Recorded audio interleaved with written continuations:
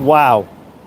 It looked like UFC 230 at Madison Square Garden, which is just a few subway stops away from me, is finally getting a real main event.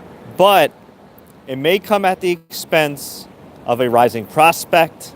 It may come at the expense of, well, not one, but two MMA dream matches. What's up, folks? Fred Richani, TSC, with some breaking news via ESPN.com's Brett Okamoto. Per UFC President Dana White, Daniel Cormier, yes, the same Daniel Cormier who's injured his hand multiple times, will take on Derrick Lewis, who literally just came off of a miraculous miracle comeback knockout against Alexander Volkov at UFC 229. Yes, that same Derrick Lewis that said his balls were hot, the same Derrick Lewis that straight up told Joe Rogan in the octagon, I'm not ready for a title shot, I need better cardio. What's changed? I don't know. I saw about 53 minutes ago, Luke Thomas apparently reached out to Derrick Lewis and he wasn't sure regarding a title fight with Daniel Cormier. And now all of a sudden we get Daniel Cormier versus Derrick Lewis. Now some people may be excited for this. Oh my God, Derrick Lewis is the best / worst fighter on the UFC roster. He's so bad he's good sometimes. He's ranked number 2. He's the number 1 contender now. His balls are hot, LOL. But let's look at this from a realistic perspective, okay? Daniel Cormier said he only had 2 fights left in his career. One against Brock Lesnar, one against Jon Jones. Daniel Cormier is coming off, and look, Daniel Cormier fought a few months back, but he's still coming off of a grueling training camp getting ready for Stipe Miocic, and I would imagine he's been getting ready for Brock Lesnar. Derrick Lewis, a bit different from Brock Lesnar, and in my humble opinion, I think Derrick Lewis, even on short notice, is actually a tougher challenge for Daniel Cormier than a healthy Brock Lesnar or an even juiced up Brock Lesnar. Not only that, Derrick Lewis is a rising star. I call him a prospect that's probably doing him a disservice. He's a legit contender. He doesn't feel like it because of how his fights go sometimes. They're hit or miss. But the reality is he's a legit contender. But he's a rising prospect when it comes to being a superstar. Like, this is a guy that had a great comeback, a great promo at the right time on the Conor McGregor pay-per-view. And they're just going to thrust him into this heavyweight title shot on 3 weeks' notice? On top of that, right? On top of that, and Big J MMA was watching online live says, what about Daniel Cormier's hand? Yeah, I just mentioned that. Daniel Cormier's hand.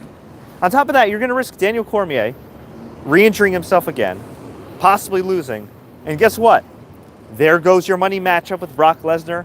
There goes your trilogy fight with Jon Jones. And I know some people might say, well, Derrick Lewis versus Brock Lesnar could be money. And you're right. If Derrick Lewis somehow, some way, can upset Daniel Cormier and win, he would be a star. But, Daniel, you already put the wheels in motion for Brock Lesnar, Daniel Cormier. You already put the wheels in motion for a trilogy fight between Cormier and Jon Jones. And technically, you could still do Jones versus Cormier at light heavyweight should Jon Jones beat Alexander Gustafsson, rumored to take place at the end of the year. I believe it would be UFC 231 by then, maybe UFC 232. I'm losing track of all the damn UFCs. But you're risking all that. You're risking a rising star. You're risking a star in Daniel Cormier. And you're risking not 1, but 2 dream matches just because y'all need a main event for UFC 230, which you completely mishandled here in the great state of New York and New York City. Here's the other thing. This could have all been avoided if they just created a fake belt at 165 pounds for Nate Diaz and Dustin Poirier.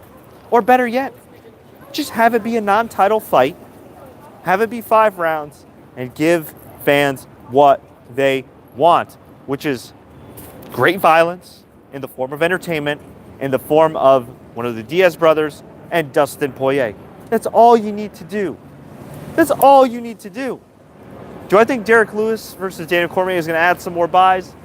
You know, I think so, but is it going to be enough to where it's going to make a gigantic difference, considering UFC is probably going to do well at the live gate? Who knows? Maybe this move was made because UFC's not doing so well at the live gate. Because do you want to know what the main event was before Daniel Cormier and Derrick Lewis? It was some lady named Cesara Eubanks, or whatever her name is, who I guess was apparently on Tough, taking on Valentina Shevchenko for some belt I don't care about, that most people don't care about. Yeah. And before that, there was no main event. And that was only as of 4 or 5 weeks ago. So I think this is really short-sighted booking by the UFC. I think this clearly validates Joe Silva's standing in MMA history as a phenomenal matchmaker. Because you can say what you want about Joe Silva. I'm sure he was ruthless. I'm sure the guy gave no Fs. I'm sure the guy did his thing and booked the fights that fans wanted to see and did what was in the best interest of the company, but also what was in the best interest of the fans. And, sometimes you got to be a little ruthless on that end. But guess what he didn't do? More often than not, Joe Silva did not risk a superstar or a potential superstar being put in a vulnerable position if they could help it. More often than not, Joe Silva would not rush a champion when you have not one but 2 money fights on the freaking horizon. But Sean Shelby, who's the other matchmaker? Mick Maynard, fake Mick Foley, whatever his name is. Maybe he's Gray Maynard's daddy. I don't give a damn. Whoever it is, they ain't doing a great job. So yes, on paper, this might be a fun fight. The hype, it might be fun. But what happens if Daniel Cormier gets knocked out? What happens if Derrick Lewis gasses out and can't make a miraculous comeback? What happens if this is just a boring-ass fight that does no favors for either guy? Well, smell that? That's the sound of money being burned. Actually, that would be the smell, not the sound. Well, whatever. You can hear the sound, too. Anyway, my point is, I'm not a fan of this. King Glass asks, where's this official? It's actually official on Brett Okamoto's Twitter feed and on ESPN.com. ESPN just reported this. Dana White directly told ESPN that this fight is happening. So, hey, I mean, look, short term, card looks good. You got Valentina Shevchenko in a fight she should win to finally get some UFC gold. You got Nate Diaz and Dustin Poirier criminally at only 3 rounds. You got Chris Weidman versus Luke Rockhold, which should be boss. But I don't know, man. I just find this very short-sighted. But I want to hear from all you guys. Do you think this is extremely short-sighted by the UFC and risks not 1, but 2 stars? Let me know. Leave a comment below if you enjoyed this breaking news update. Please like, share, take care. Feel free to subscribe and take a look at some of our other interviews and videos that we've done here. We do a lot of breaking news updates and interviews with all your favorite stars. They've interviewed the Shamrock Brothers, Aljamain Sterling, you name it, we got it. Until next time, everybody, as always, enjoy the fight. And as Derrick Lewis would say, keep your junk cool. Damn.